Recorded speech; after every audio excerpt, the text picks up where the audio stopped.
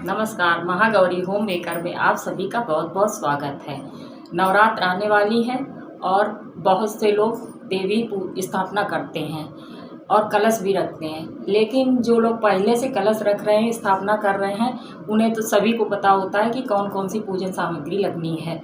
लेकिन कुछ बच्चे बाहर रह रहे होते हैं अपने घरों से। जब उन्हें पहली बार देवी स्थापना करने का मन होता है तो उन्हें नहीं मालूम होता है कि कौन कौन सी सामग्री लगेगी।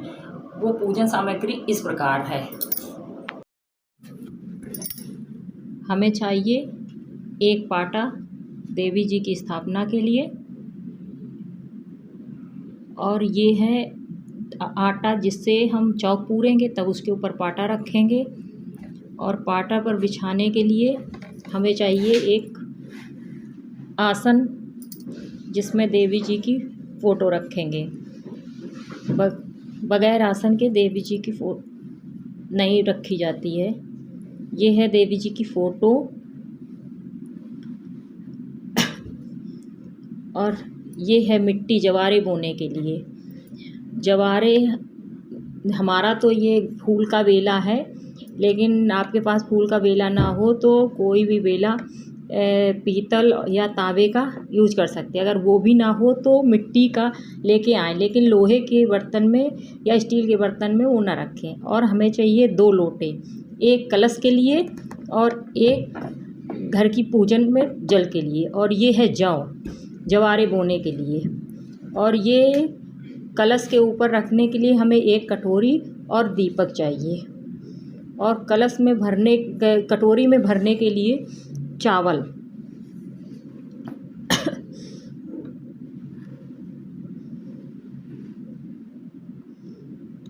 और जिसको अखंड ज्योति जलानी हो उसके लिए ये है अखंड ज्योति।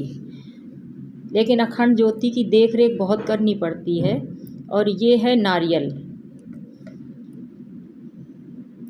कलश के ऊपर रखने के लिए। और नारियल पे लगाने के लिए ये है लाल कपड़ा, इसे टून भी बोलते हैं। और इस पे लपेटने के लिए, कपड़े ऊपर लपेटने के लिए ये कलावा।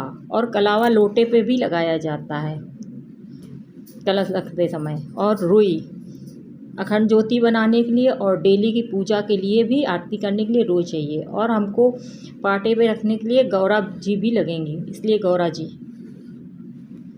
वो मिट्टी के उसमें बना रखी हैं। और रोज़ की पूजा के लिए दीपक।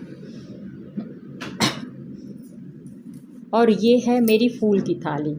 आपके पास जो भी थाली हो उसमें करें, लेकिन स्टील की थाली नहीं होनी चाहिए। या तो आपके पास पीतल की हो या तांबे की हो, उसी में पूजन सामग्री रखें। और ये है चंदन पूजन के लिए। और ये है रोली।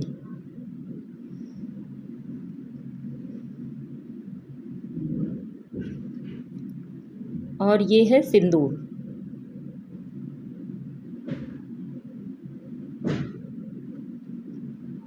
और देवी जी पर चढ़ाने के लिए ये श्रृंगार का सामान। जब हम पूजा करें तो पहले दिन ये हमको श्रृंगार का सामान भी देवी जी पर चढ़ाना चाहिए।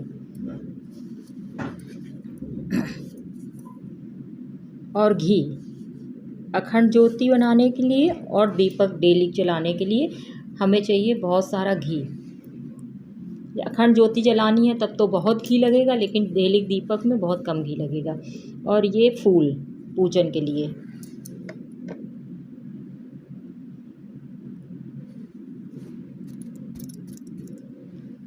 और ये है लौंग।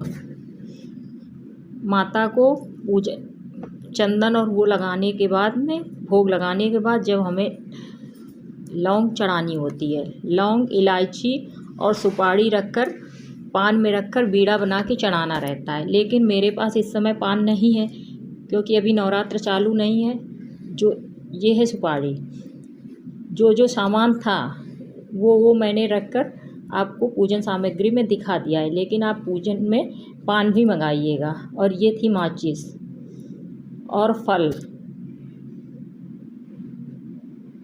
और हमें भोग लगाने के लिए हमारे पास अभी कुछ नहीं था तो किशमिश रखी है।